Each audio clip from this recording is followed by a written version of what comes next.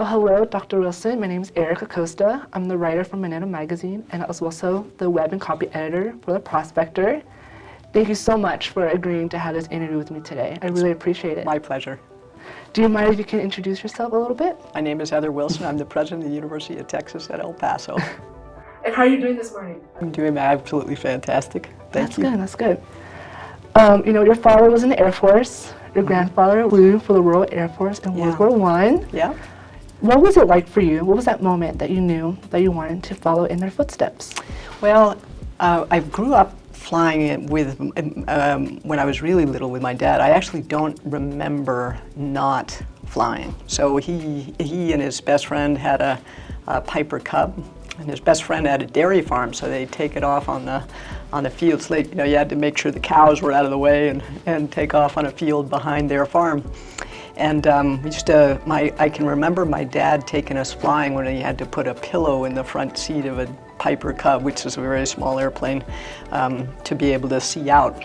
And then he'd start the propeller and take us flying, and his friend would as well. And so I never remember not flying.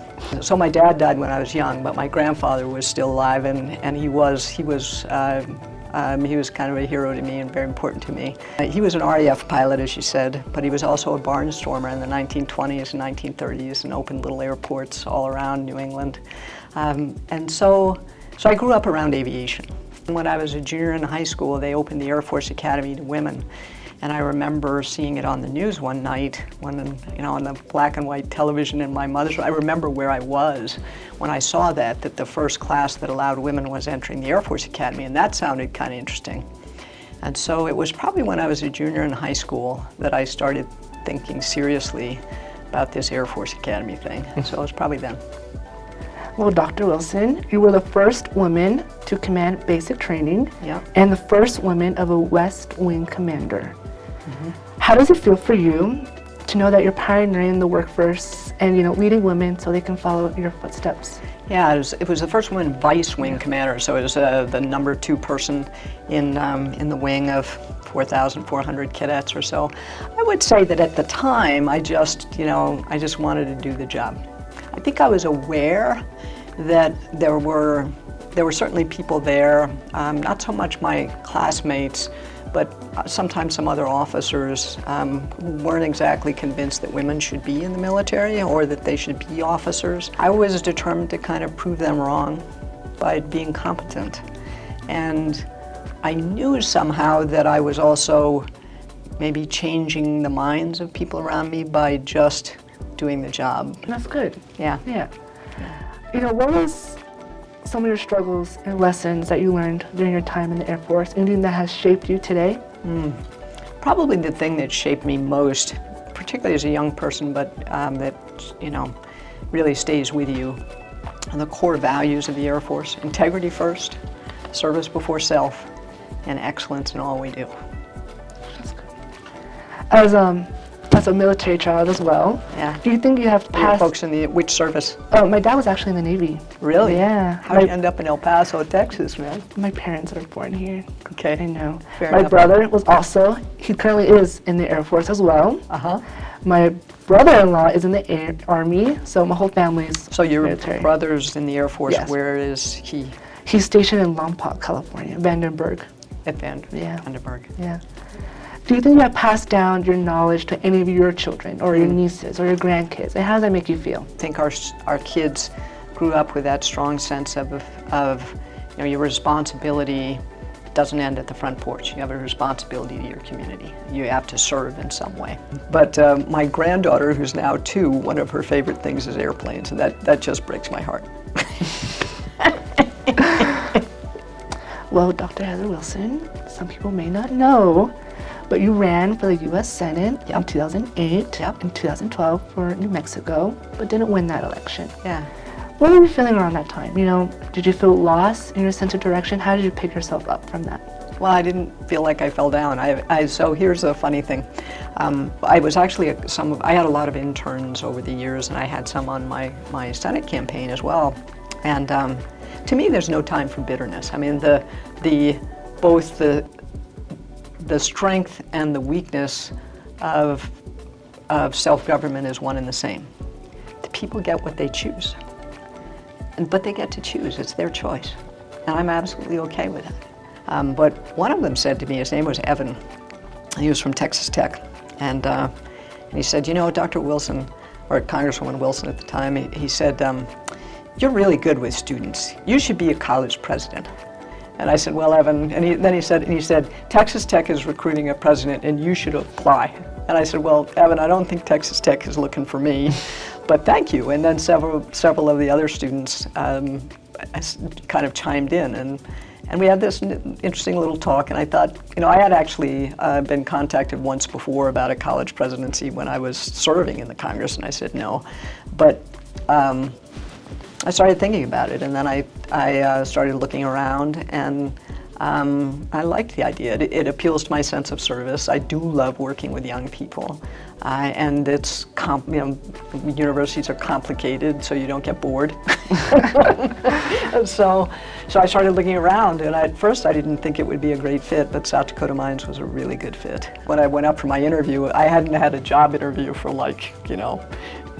12 years or something, and they asked me, so all those questions, like they say, prepare for these questions. Yeah, I didn't do that. One of the questions was, describe a time you failed at something and what you learned from that. So I had just lost a race for the United States Senate, and one of the highest profile races in the country that year, and I lost. But it didn't even occur to me that that was a failure, because I didn't think of it that way. But I probably should have picked that anyway. Anyway, they hired me anyway. So. Well, speaking of South Dakota Mines, yeah, you've been here for 4 years now, almost 4 years. Heather Been 4 years. Yes. Yeah. Is it safe to say that this has been your favorite presidency? They're both very different. So South Dakota Mines was much smaller. I like the research mission here a lot. We like the Southwest. They're very different universities. I would say the one thing that I liked about South Dakota, other than the summers, was because it was smaller, I had more direct interaction with students. And I did like that. And I think while I meet more students here, I don't get to interact with so many of them all the time because it's bigger and there are more, layers and all that kind of stuff. And so I have to make a point to always stay connected to the students here. So and that's important to me. Well, Dr. Heather Wilson, you've been here for 4 years now. Yeah. Do you feel like you have accomplished everything you set your mind to on the first day? And also, what are some goals you still have left for the university? So I will never accomplish everything. I will die with a list on my refrigerator. So the pandemic was not in my first year plan. I don't think with anyone. No. And that seems now to start to be further and further away. And it gets back to you have to deal with things you don't plan for. So I like the process the university went through on developing the strategic plan. And I think we have a good sense of our mission here, really solid set of goals here. And I'm a pretty values-driven, mission-focused, people-oriented person. And so the strategic plan really is what we're trying to do. Well, UTEP has seen a good year in 2023, okay? What the heck? And it's like you want to go around knocking on wood. NASA research grants, discoveries, new appointees, but also has been some troubles around the community. What has been, how's it been this year for you personally and emotionally in terms of running the university this year? It's been a wonderful year. It really has been. And I get to be like the #1 cheerleader for a great university. And people accomplish things, and part of my job is to just point those things out. It's been a wonderful year. Well, homecoming week is just around the corner. Yeah. Can you tell me why this year is just so special than previous years? I think all of them are special. I like spending time with the distinguished alumni and hearing their stories. And then there's a lot of fun things around homecoming and things, but I think it's the alumni coming back. Where does Heather Wilson see herself 10 years from now?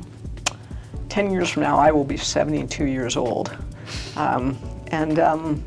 So I'll tell you, my husband does not, he knows that I like to run things and get stuff done, and he wants me to keep working because otherwise I will be running him and telling him to get stuff done. So I will probably continue to be active. I like doing things, and as long as I'm able to, I'm comfortable with that. Now, I have a little gift for you, okay? Is that okay? Sure. Okay. From the Student Media Publications, we want to give you something. All right. A little backpack. It has a pen, has some goodies in there. But So I have do I some. get to look inside? Of course, it's all yours. I got a T-shirt. Yes. I got the pen. It's Actually, just for this you. is incredibly useful. Yeah, usually they're too big, you know, or this is great. But now I have some fun questions. Okay. Are you ready? Okay. Okay, let's do it. If you can design your own plane, what would it look like? And can I do the co-pilot? Yes, you can. Oh, awesome. Okay, so I'm a member of the Experimental Aircraft Association. I actually love looking at designs of airplanes. So my favorite airplane that actually exists is the SR-71. Right? Now, the Air Force announced publicly that they have actually designed and flown the next generation fighter. But nobody else has seen it. But I have. Oh, So that was kind of cool too. I know. If I were to design one, though, one of the things I like looking at, there's our electric. If they get the batteries better, some of these electric vertical and then horizontal aircraft, so you can land them in your parking lot and then take off and fly. There's one that looks like it rides like a motorcycle, which is just incredibly cool. What's the funniest joke you know? My husband will tell you, I grew up in the home for the humor impaired, and I've been in therapy with him for 30 years. Pinon nuts, right? If I have one pinon in this hand and two pinons in this hand, what do I have? I don't know. A difference of opinion. Oh my God. Heather Wilson. That's a good joke. I like that one. Okay. That's a good one. That's a good one. Okay. If you can name one of your favorite kitchen appliance, what would it be? Microwave, hands down. What would you name it? Oh, I have to name it? Yes. Hilda. Why Hilda? Because it sounds like somebody who would be nice and cook. I don't know.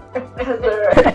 By any chance, Dr. Heather Wilson, please, are you a Taylor Swift fan or a Beyonce I fan? do like Taylor Swift. Yes. And mostly because my daughter liked Okay. Taylor Swift growing up. Do you remember, was it Why You Gotta Be So Mean? Isn't that a great song? I like that song. Do you have a favorite album?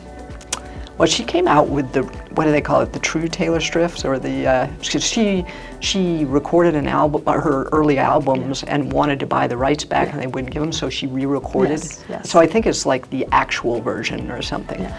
And when we were on vacation this summer, of course, we brought all of our kids back east with our new granddaughter and things, and of course, my daughter was up in the front seat, my son-in-law was driving, and what was on the playlist was Taylor Swift's new album.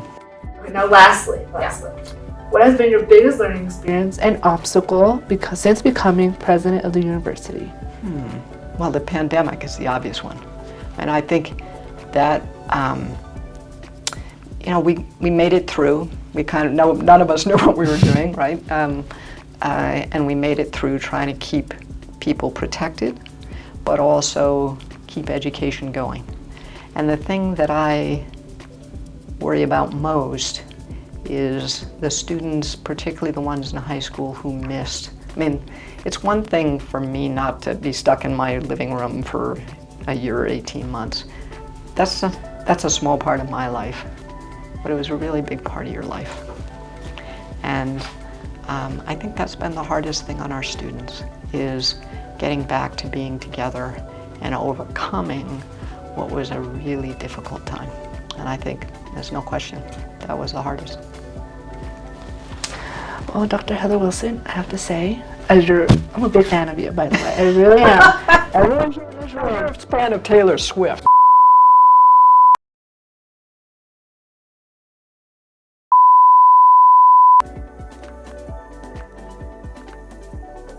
I want to show you one thing in my office.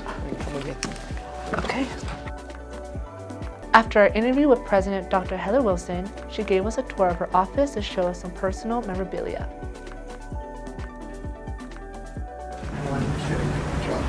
That's my dad. So he'd be very proud that I'm a craftsman at my work. Do you mind if I hug you, Heather? Sure.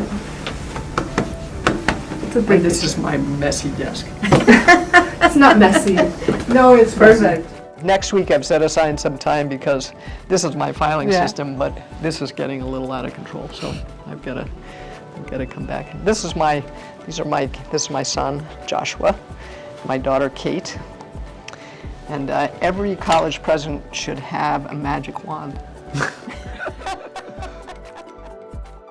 This is a replica of it, but it's an RAF fighter plotter clock. And during the Second World War, they had these big map tables, and they would detect with radar the Germans coming across the channel, and they would start marking where they were with little colored airplanes on the map. So if they detected it in this 5 minutes, they'd put them on in red. And then if they got another report, they would come on it, so they would be physically tracking these. And so this is a replica of an RAF fighter clock in World War II. I always look back and I think, I should have bought that one, even though it was way more expensive. It's like, I could have not done that week. I hope you got the chance to learn a little bit more about YouTube President Dr. Heather Wilson. Follow, like, and subscribe. Reporting from Minero Magazine, I'm Erik Acosta. Thank you for watching.